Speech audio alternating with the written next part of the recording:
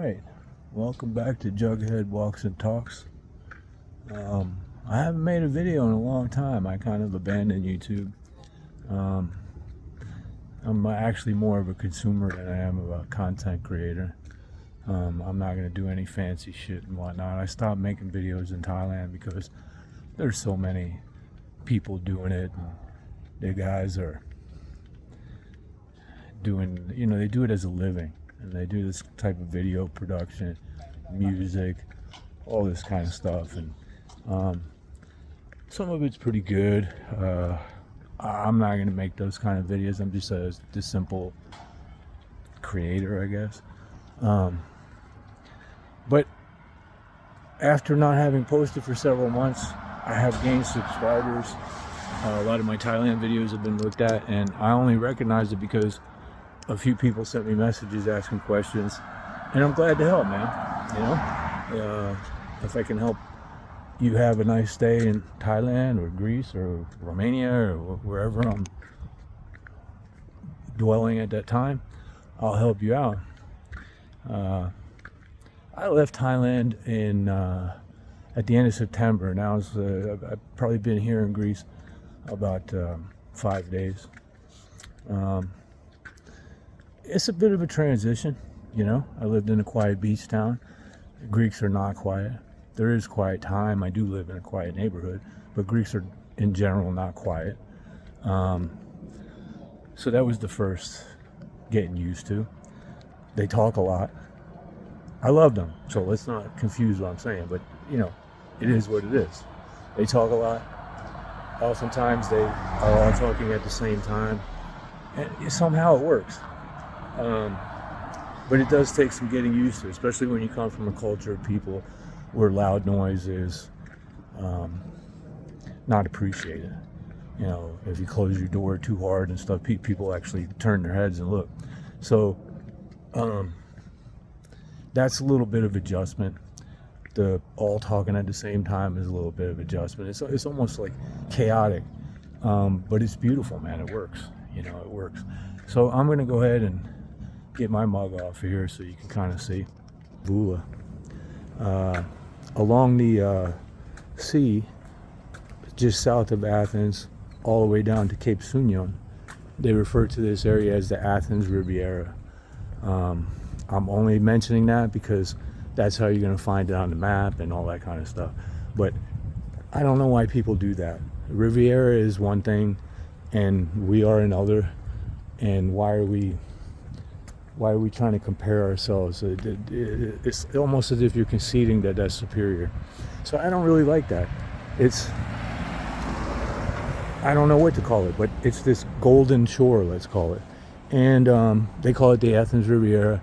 And this is where a lot of the wealthier people live.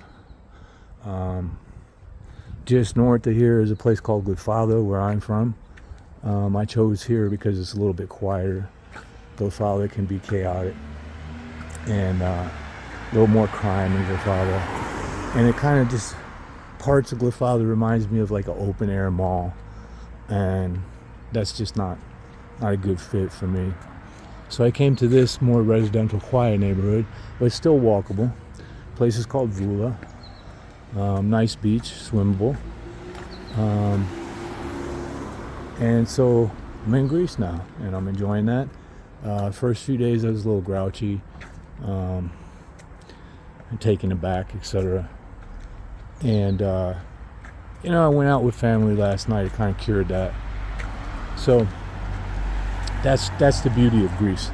If you're looking for cleanliness, if you're looking for organization, yeah, man, good luck. But if you're looking for people with a high emotional quotient, people that live from their heart, not necessarily their brain, but from their heart, that's going to be the Greeks. And that's what I love about Greece. Of course, I'm a little bit biased because I'm from here. From the top, I can't remember the name of the street. This street way down at the end here runs all the way to Athens. And there's a park from the top all the way to the bottom of the sea, and maybe we'll take a walk through the park and kind of check that out. But one of the other beautiful things about Greece is it's just park after outdoor space after. Greeks live outside, and so that's the other beauty that I like of Greece. And we'll see if I can put up with the bureaucracy, if I can tolerate the uncleanliness, and just the chaos of it. I think, you know, we all search for belonging and family. I absolutely have that here. I love Thailand. Have a great woman there. Have a really nice life there. But it's really, I'm never going to have that sense of belonging. I'm not Thai. I'm never going to feel Thai. I'm never going to be accepted as Thai. And so it's possible I might end up living back there. I don't know. Another cool thing about Greece, food is everywhere. Trees are most often some type of fruit tree. This is lime here. And olive trees are everywhere. Olives, oranges, lemons. And it's something from the ancient past. They basically destroyed most of the forest through fire or harvest. And then they replaced that with something that produces food. I suppose the concept is if you're going to take the space and etc., it's going to make something. But we do have pine trees, palms, shit like that. Very green. And this area is particularly clean for Greece because there's money here. And the other thing you're going to see in a lot of parts of Europe is graffiti everywhere. Some people are bothered by that. If that's the extent of the crime I have to deal with, then I'm going to call that a win, right? So, Voula. Just wanted to say I'm here. Trying to keep the videos maybe under, I don't know, let's go with 12 minutes right now. I guess, including me, our attention spans have been diminished to the point where, you know, 10 minutes is a long sit, right? So I'm going to try to stay here. I'm not sure if my son or my girl is going to want to stay here, or what kind of obstacles they're going to have for visa. I never got my paperwork. My parents didn't do that for me. I'm born here. My birthright is citizenship here. But I'm running into an issue where they expect to pay me for that, or they expect to be paid for that. And that's some bullshit that I'm not going to really tolerate. You're not going to sell me my birthright. And so right now I'm working with that, and I'm trying to avoid hiring counsel because, again, then I'm paying to obtain my birthright. It's just that instead of paying the government, I'm paying a lawyer. Or maybe I'm going to end up paying both. And I just don't feel like that's right. I'm not trying to get into a big immigration issue, but there are people here that just kind of washed up on the beach with no paperwork, and they're living here. So me, I have to pay thousands and thousands of dollars. You know, that doesn't sit well with me, and I'm not going to do that. So these are olive trees. You'll start to recognize those. These are immature. I don't think they're fruiting. November would be harvest time here on the mainland. In Crete, where I used to live at one point. Now it's harvest. Yeah, these aren't. Yeah, there, here you go. Let's see if I can do a close-up. As you can see the green, some of them are starting to turn black. I don't know, man. I always thought that was cool. Everything's food here. It's become expensive. I understand I'm in an expensive area, so we have to factor that in as well. I didn't want to live in the city where it's a little bit cheaper. It's just too chaotic. And you can see at the end of this street there's another park. I'm going to try to get by this guy with the blower here. But there's another, just park after outdoor space after outdoor space. Right now it's kind of early.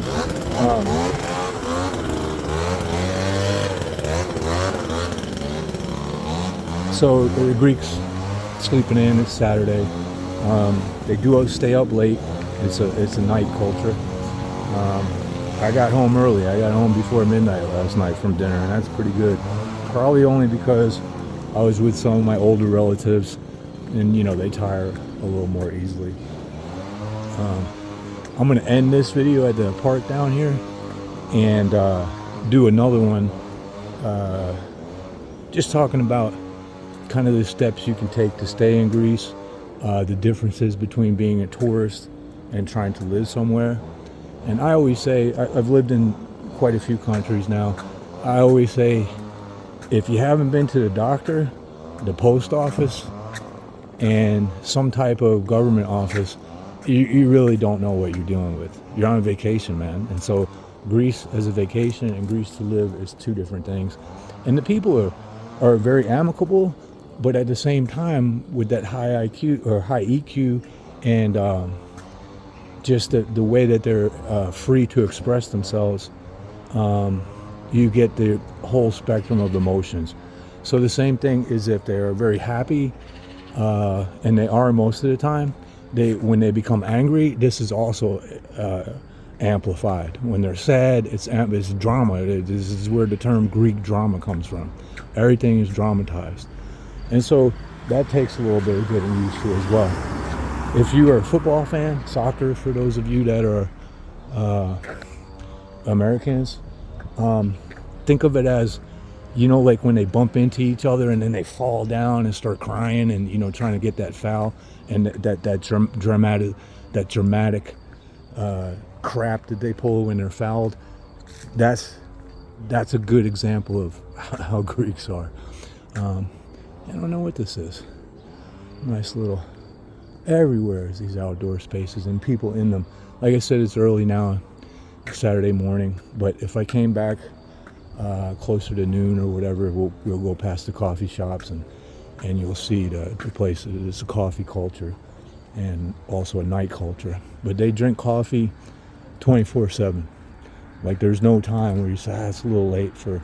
No, they drink coffee at night, in the morning, in the day. Coffee,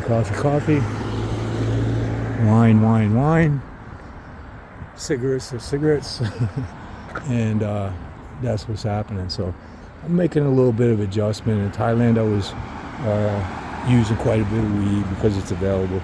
It's illegal here, and so therefore, I abstain while I'm here. Romania, Eastern Europe, I just don't, it's not that important, right? So, but there's a little bit of adjustment because the drama level that I talked about, the chaos that I talked about, a little bit of smoke would help with that.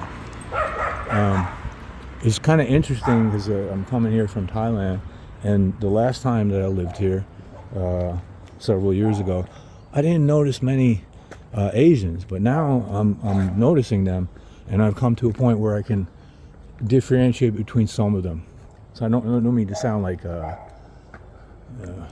what's that term you all like to, the racist, that's everybody loves to, anytime you mention anything, you got to be careful of that. That's not like that in Greece.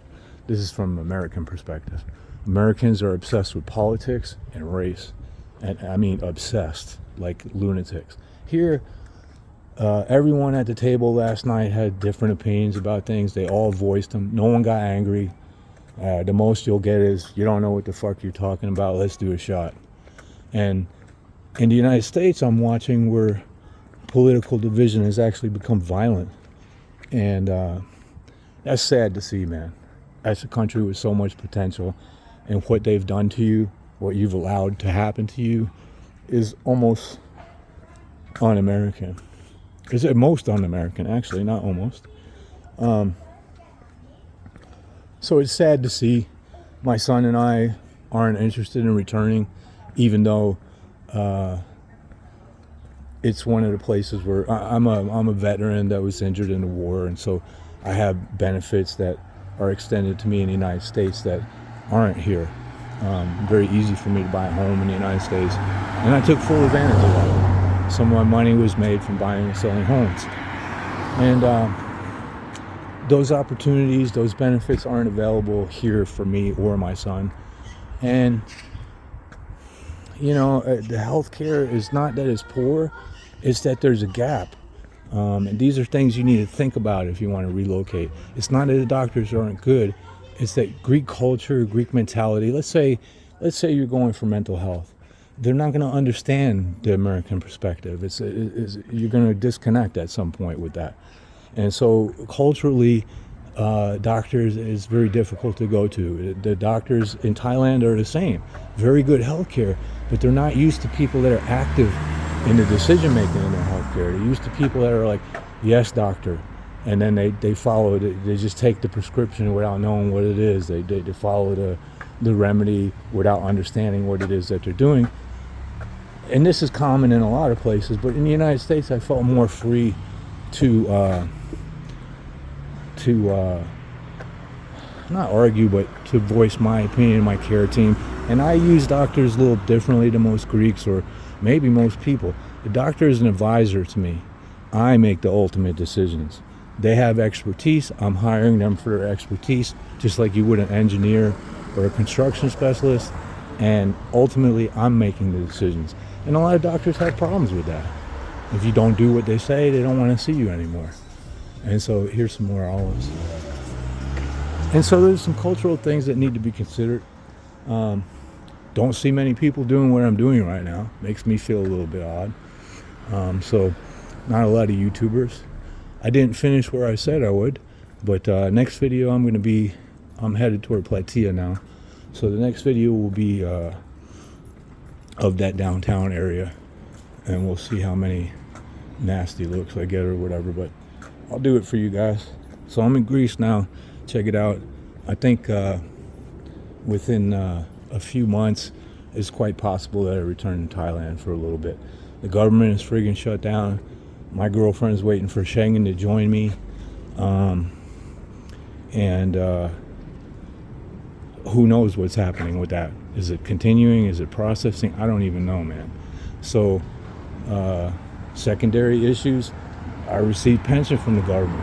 I receive compensation for my injuries from the government. Am I getting paid this month? I don't know. So yeah, man, pretty tough. But we'll continue with Greece. I'll come off my personal kick, because what does it mean to you? Nothing. I'm here in the Athens Riviera. It's friggin' beautiful. The weather is absolutely perfect, man. Perfect. And for those of you that want to come to Greece in the summertime, it's a friggin' furnace, man. If you can wait until October, November, if you can come in April or May, you're going to experience the most comfortable weather, clear skies, sunshine, and it's just wonderful. So put Greece on your list. Next video is going to be from Plataea. Be well and beware.